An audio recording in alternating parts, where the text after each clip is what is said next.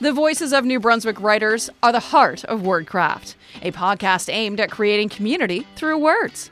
WordCraft is a creation of the Writers Federation of New Brunswick, a nonprofit organization that helps New Brunswick writers to write, acquire skills, and showcase their talents to the world. The show is hosted and produced by Jenna Morton, with technical production by Tosh Taylor. The WFNB acknowledges that the land on which we live, work, and gather is the traditional unceded territory of the Wolastoq and Mi'kmaq peoples. We honor the spirit of our ancestors' treaties of peace and friendship. We acknowledge the support of Arts Culture NB. Hello, and welcome to WordCraft. I'm your host, Jenna Morton. This episode is one of several in our series highlighting the industry side of the writing world, which can hold many nooks and crannies of business speak and people and players that can feel overwhelming, particularly if you're just starting to shift from writing is my personal passion to this is something I want the world to read. And as you make that move, you will inevitably encounter query letters and literary agents. And whether this is new territory or an area you're familiar with, I think my guest on this episode will offer you a fantastic look inside that part of the publishing world. Maria Vicente is a senior literary agent and senior advisor at PS Literary Agency. She's a member of the board of the Association of American Literary Agents, a member of the Professional Association of Canadian Literary Agents, and she lives and works right here in New Brunswick. Welcome to WordCraft. Thank you for having me. Excited to talk to you. I'm so looking forward to this. I read a profile that was done of you in the fabulous New Brunswick-based magazine, The Edit, probably about a year or so ago now, I think, from when we're talking. Yes. And I was just, I was like, we have people here in New Brunswick who do this? And so when we got to get into this section of the podcast, I was like, oh, this is fantastic. Now I get to really dive in and learn more. And so I would love if you could start this conversation by kind of telling to me and our listeners a little bit about how you found yourself in the role of literary agent and how you came to be doing that work from here in New Brunswick. Sure. It's funny that you said you were surprised that there was someone doing this work here, because I think I'm the only agent in Atlantic Canada at this point. It's just me out here on my own on the East Coast. But I kind of fell into being an agent. I didn't know what it was for the longest time. I don't think it's a job that we really hear about very often. And I was looking to take a publishing program, like a post-grad thing, and I really wanted to do an internship, but I did not live in Toronto. And that is where most of, our major publishers in Canada are all in Toronto. So I was looking up some opportunities that I could do distance, and I found one with a literary agent, and still not knowing what that was. I was like, okay, I'm going to give this a try. So I did it and fell in love with it during the internship and just kind of shifted gears. I was like, I know this is what I want to do. So I didn't set out to be an agent, but I'm very happy that I found this path. I love that. I think there are so many roles and jobs and, paths in life that are like that, where you're like, I didn't even know this was a thing and it's my thing. Exactly. Yeah. So I remember when I was a little girl, I wanted to be a marine biologist. Couldn't tell you what that was. I just knew, it had to do with like dolphins. I thought I could swim with dolphins. So I'm not doing that, but I found my way here. And you found it through, you originally were thinking you were going to become a teacher. Is that correct? Yeah. So before I went into publishing postgrad, I did become a teacher. I'm still a certified teacher. It just ultimately wasn't what I wanted to do day in and day out.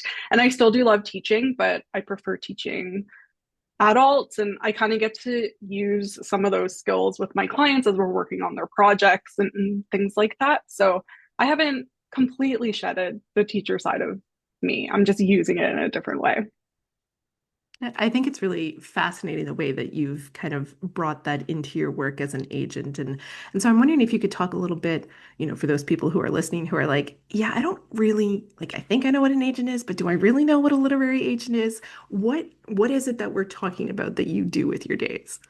Yeah, would love to answer that. And I'm going to send this podcast to everyone in my family who still has no idea what I what I do 15 years in.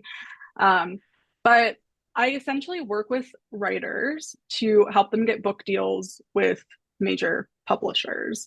So definitely like the middleman when it comes to being the creative and then being the business that's actually putting the books out. So the bulk of what I do is working with my clients to polish their manuscripts or their book proposals, get them to the level that, we're both happy with. And then I use my connections with editors at major publishing houses to send them these projects. Ideal world, we get an offer very quickly. They want to publish the book. And then I do all of the book deal negotiations, contract negotiations, those sort of things for my clients. Talk a little bit about what that kind of relationship is like between you and your clients, because I would imagine it's a little bit different with each agent, but how do you see that role working? Yeah, it is different. I think it's different for each agent, but also with each client. Like I feel like I have a different relationship with each client depending on their needs and how they work and what their writing process is and what their career goals are. So I do have to shift around quite a bit just depending on, who it is I'm working with. But I mean, it's ultimately a business partnership. We both want the same things. If I'm working with a client, we 100% agree on the vision for their career. So, I'm doing whatever it takes to get them to those goals. And I think it's nice for writers to have somebody just 100% in their corner, right? You can work with lovely publishers, have a lovely editor, have a great marketing publicity team, but ultimately they're working for the publisher.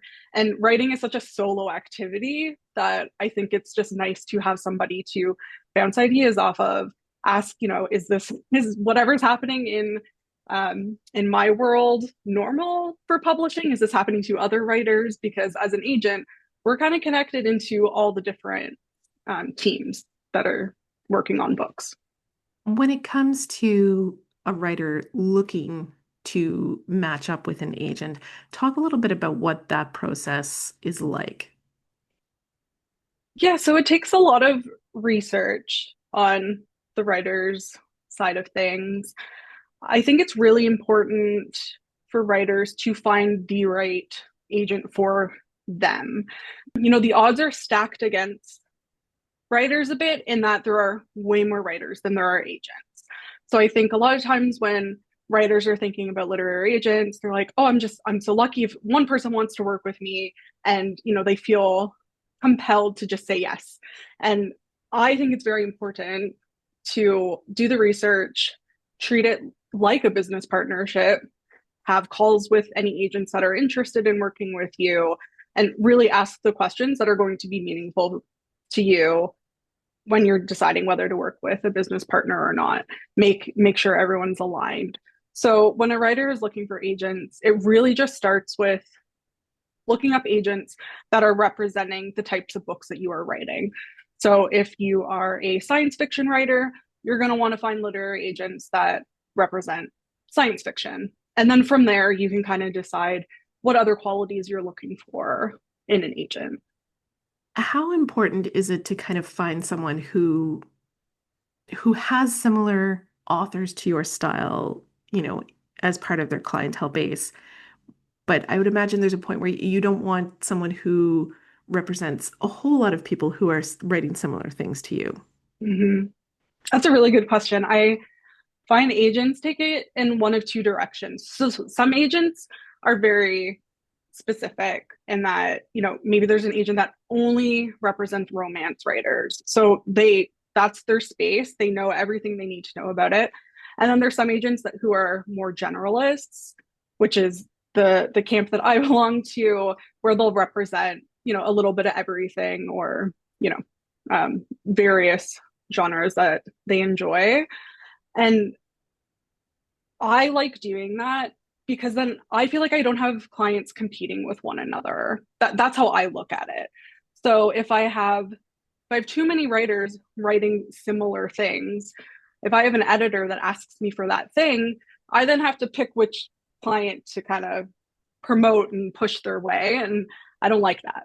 So I prefer being a generalist, and I've been building my client list so that everybody is kind of doing their own thing. I want like the best writer for whatever category or genre it might be.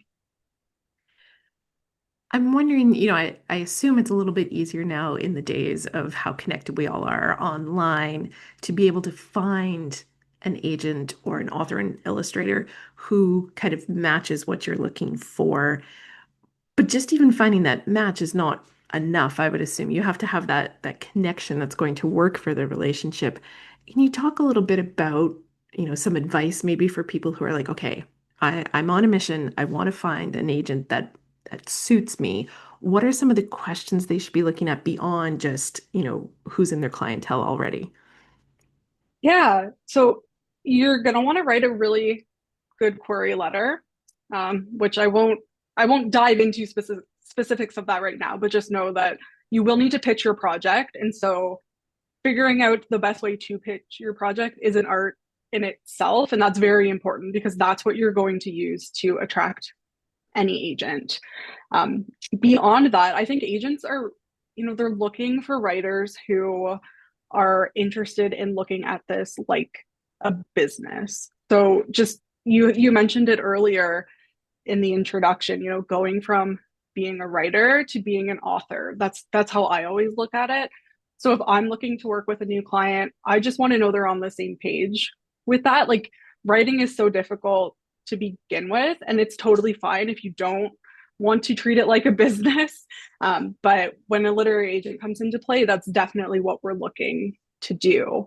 So yeah, the first step is making sure that the agent represents what you're writing. But then, maybe you want a more editorial agent. So somebody who's going to go through more edits with you. Their agents do that on varying levels. So some will do like 6 rounds of edits with you before they're submitting a project. Others don't do editing at all. So it's things like that, just work capacity and how an agent goes through with like their submission lists and what your communication style is. Like, do you not want to talk on the phone? Like, do you want to be able to text your agent at all hours of the day? Like, it's things like that that you just want to make sure that you both agree and can collaborate effectively. You've had a lot of success with the clientele that you have, your authors and your illustrators. I'm wondering if you could highlight for us some of the things that you're really proud of and some of the things that you are hoping are going to happen next in your career. This is a good question. Things I'm really proud of. Well, one of one of my clients, Sam Meggs, was the first client I signed when I became an agent. Was also like the first book that I sold was her book. She was my first New York Times bestseller. Like, there's just been a lot of firsts with the same client, which I think is very special. So we've been working together since I became an agent. So that's just it's always nice when I can work with clients, over a decade plus, and just really grow their careers. The other thing I'm really proud of is I started doing a lot of graphic novel projects kind of right when bigger trade publishers started picking them up. So I was like right at the beginning of all of that happening, which was like right before COVID, where people, had to stay home and kids would started reading a lot more. We sold a lot more books, and a lot of those were graphic novels. But it was cool to be sort of on the ground floor of that and be able to have a say with publishers, with editors on like, this is the best way to work with these clients, these author illustrators. This is how much time they need to work on these books. So I felt like I was a true advocate at that point, not just for my clients, but other people's clients doing the same type of work. As for like what's next, I have been recently building up the adult side of my client list. So the past 10 plus years, I've really focused on children's books. So if you were to look at my list online, you would see a lot of illustrated books. So whether that's picture books, graphic novels, middle grade projects, young adult projects. So the bulk of my client list is in children's. And now I want to build up the adult side. So that's been my new focus. And it's kind of like a different world. Like, it's all in publishing, so it's not that different, but there's just enough nuances that I feel like I'm starting over. It's been like very refreshing and exciting. I was just going to say there's probably a lot of new energy that comes from doing Exactly. something like that. And I think if you're the type of person who enjoys being an agent because you get to work with all kinds of different authors and Yeah. illustrators, then being able to take that into a different genre would be very invigorating. Yes, exactly. You got it. What's it like doing this work from New Brunswick? It's great. Honestly, I part of why I love my job is that it's different every day. Just different clients, different needs. Depending on what email comes in an hour, it might completely shift, what my afternoon's going to look like. But I also get to set my own hours. So it doesn't matter that I'm in a time zone that's ahead of everybody else. Like I can just work when I want to, what works for me. I can take advantage of the wonderful summers that we have here. Winter, not so great. I'm just kind of sitting in my home office all the time anyway. But in the summer, like I do have the flexibility that if it's a gorgeous day, I can just take the day off, enjoy what we have here. And I feel like here in New Brunswick, it's just like a bit more slower living than in Ontario where I lived before. So I just enjoy the more like peace and quiet. And since COVID, a lot of publishers have really moved to working remotely or at least like hybrid. So it's so common for people to not live in the hub city. So I mentioned Toronto here in Canada. In the United States, it's New York City, but so many editors live in any other city. So everything is just phone calls or Zoom calls or what have you. So it's really easy to live wherever it is you want to live these days and still work in publishing. I think that's such a fascinating shift that's happening. And I think it's going to really kind of open some opportunities for people who, whether it's from the writing side or illustrating side or from the business side of people thinking, oh, I can live in New Brunswick, I can live on the East Coast and I can do anything. You don't, it's easy enough to access the big cities now and the big publishers. I'm wondering what you might have as advice for anyone who's listening and going, oh, I like writing, but I'm listening to this because I'm really, just interested in the industry in general. If someone's listening and thinking, I think I kind of might be an agent type of person, how does someone become you? Well, agenting is an interesting profession because there's no school. Like you can't take a program to teach you how to be an agent. It really is sort of this old school mentorship mentality when it comes to being an agent and learning the ropes that way. So I think the only path and to know that it's right for you is to do some sort of internship like I did. And that you can do it remotely. Like it's a very easy type of internship to do from wherever. And it just gives you a really good look at what this job does entail because it's not easy. Publishing's not easy. There's a lot of no's that we hear on the daily basis. It can be very depressing and negative if you let it be. So I think just kind of giving it a test run is really important. And then once you know that's what you want to do, it is a lot of mentorship. So it's like finding an agency that's been around for a bit, that has more senior agents that will be able to mentor you and help you through those early years as you start building your list and selling your books. For people who aren't quite clear on the difference, just highlight again, literary agent versus editor. Of course. So a literary agent just works to sell your rights.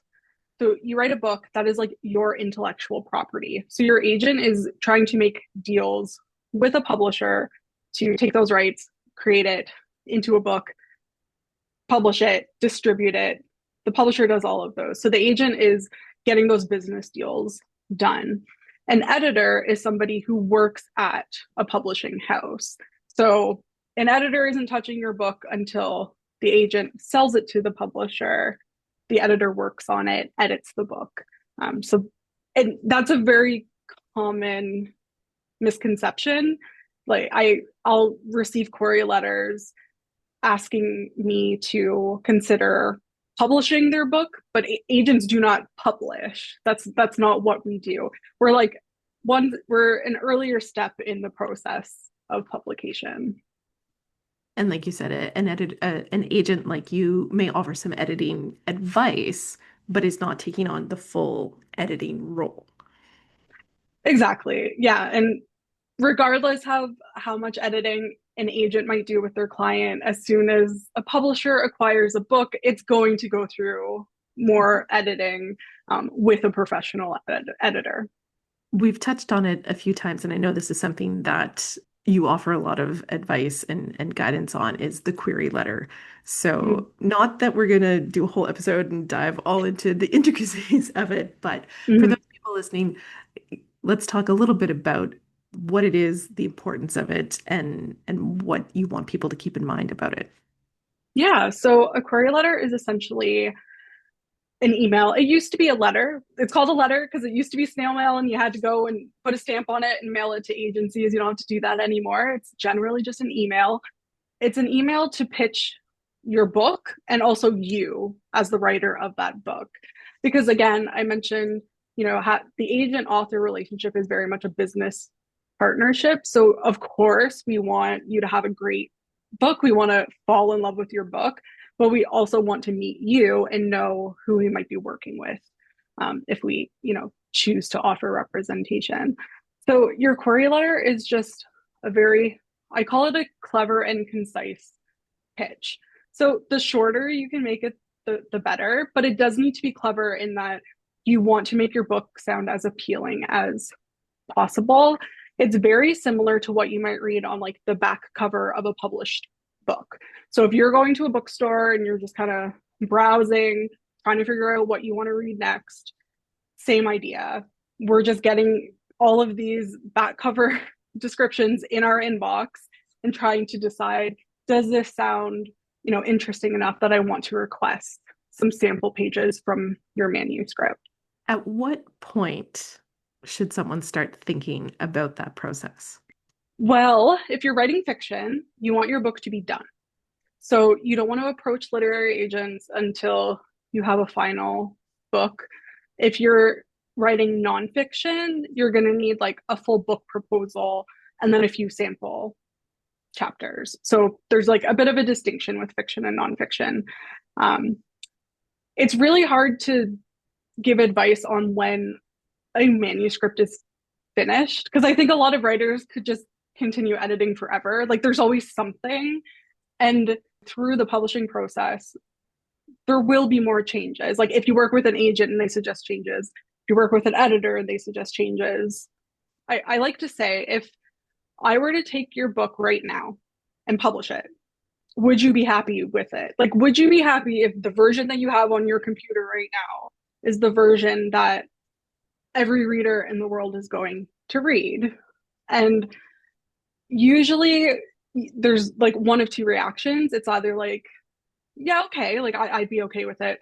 Or there's this like gut punch of absolutely not. The ending is horrible. I need to fix it. And it's like, if you have that gut punch, it's not ready to be shared yet. Like that's kind of the test that I advise writers to put it through. But if you're at the point where you're like, I've done everything I possibly think I can to make this the best book it can be, then I think you're ready to start researching agents. I think that's a really good way to describe it. That like, yeah, what is your gut reaction? Is it okay? Or are you really just looking for someone to beta read it for you? Right. Right.